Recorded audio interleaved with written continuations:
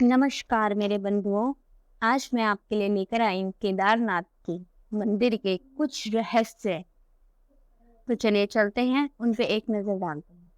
केदारनाथ मंदिर भारत के उत्तराखंड राज्य के रुद्रप्रयाग जिले में स्थित हिंदुओं का प्रसिद्ध मंदिर है। उत्तराखंड में हिमालय पर्वत की गोद में केदारनाथ मंदिर 12 ज्योतिर्लिंगों में सम्मिलित होने के साथ साथ 4 धाम और पंच केदार में से भी एक है। यहाँ की प्रतिकूल जलवायु के कारण यह मंदिर अप्रैल से नवंबर माह के मध्य ही दर्शन के लिए खुलता है। एक तरफ 22,000 फीट की ऊंची केदारनाथ घाटी तो दूसरी तरफ 21,600 फीट ऊंचा कराच कुंड और तीसरी तरफ 22,700 फीट ऊंचा भरत कुंड है। इन तीनों पर्वतों से होकर बहने वाली 5 नदियां हैं मंदाकिनी, मधुगंगा, चिरगंगा, सरस्वती और स्वरंदरी। इनमें से यह क्षेत्र मंदाकिनी नदी का एकमात्र जल संग्रहण क्षेत्र है। यह मंदिर एक कलाकृति है। कितना बड़ा असंभव कार्य रहा होगा उस समय ऐसी जगह पर कलाकृति जैसा मंदिर बनाना, जहाँ ठंड के दिनों में भारी मात्रा में बर्फ और बरसात के मौसम में बहुत तेज गति से पानी बहता है। आज भी आप गाड़ी से उस स्थान पर नहीं जा सकते। फिर इस मंदिर को ऐसी जगह पर किसने बनाया? ऐसा प्रतिकूल परिस्थिति में 1200 साल से भी पहले ऐसा अप्रतिम मंदिर कैसे बन सकता है? 1200 साल बाद भी जहां उस क्षेत्र में हेलीकॉप्टर से हर सामान ले जाया जाता है, जेसीबी के बिना आज भी वहां एक भी ढांचा खड़ा नहीं होता, तो यह मंदिर वहां खड़ा है और ना सिर्फ खड़ा है बल्कि बहुत मजबूत भी है।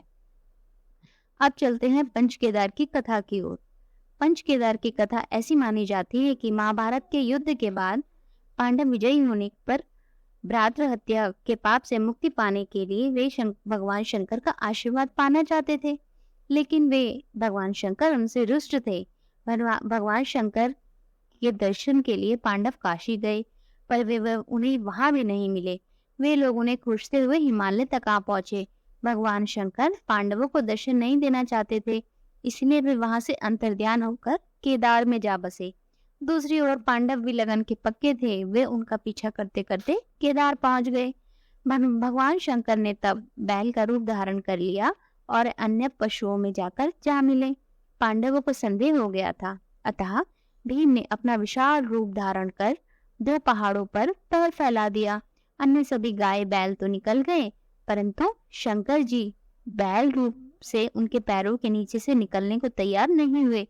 भीम बलपूर्वक इस बैल पर झपटे, लेकिन बैल भूमि में अंतर्ध्यान होने लगा।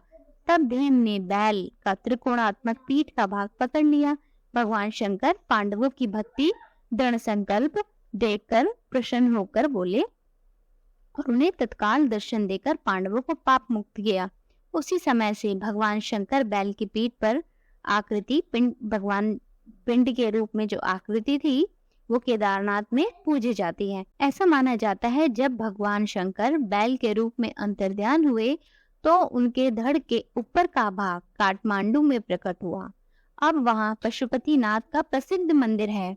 शिव की भुजाएं तुंगनाथ में और रुद्रनाथ में, मुख नाभि महेश्वर में, जटा कल्पेश्वर में प्रकट हुए। इसीलिए इन 4 स्थानों सहित श्री केदारनाथ को पंच केदार कहा जाता है। यहाँ शिव जी का भव्य मंदिर बने हुए हैं। मंदिर के गर्भगृह में हर समय अंधकार ही रहता है और वहाँ दीपक के माध्यम से ही भगवान भोलेनाथ के दर्शन होते हैं।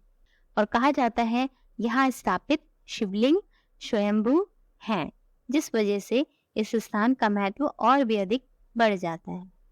अगर आपको मेरी आज की दी हुई जानकारी अच्छी लगी हो तो प्लीज मेरे चैनल को लाइक करें, सब्सक्राइब करें और इस जानकारी को शेयर करें। तब तक के लिए जय श्री कृष्ण।